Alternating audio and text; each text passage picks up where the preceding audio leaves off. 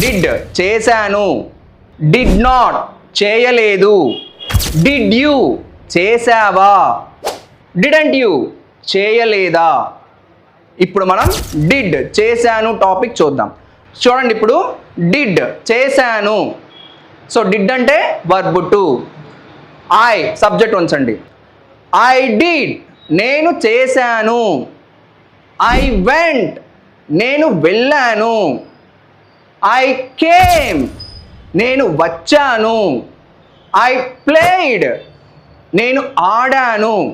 ఇలాగా మీకు నచ్చిన వర్బ్స్ అక్కడ ఉంచి ప్రాక్టీస్ చేయండి. నెక్స్ట్ డిడ్ నాట్ చేయలేదు. డిడ్ నాట్ పక్కన ఎప్పుడైనా సరే వర్బ్ 1 మాత్రమే వస్తుంది. జస్ట్ గుర్తుపెట్టుకోండి.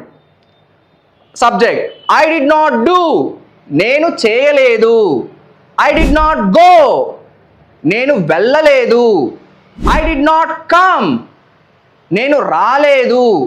ఇలాగా మీకు నచ్చిన వర్బ్స్ అక్కడ ఉంచి ప్రాక్టీస్ చేయండి. నెక్స్ట్ చేసావా, డిడ్ యూ.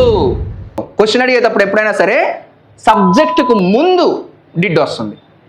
చూడండి, డిడ్ యూ డూ నీవు చేసావా, డిడ్ యూ గో నీవు వెళ్ళావా, డిడ్ యూ ఈట్ నీవు తిన్నావా. ఇలాగా వెబ్స్ మారుస్తూ ప్రాక్టీస్ చేయండి.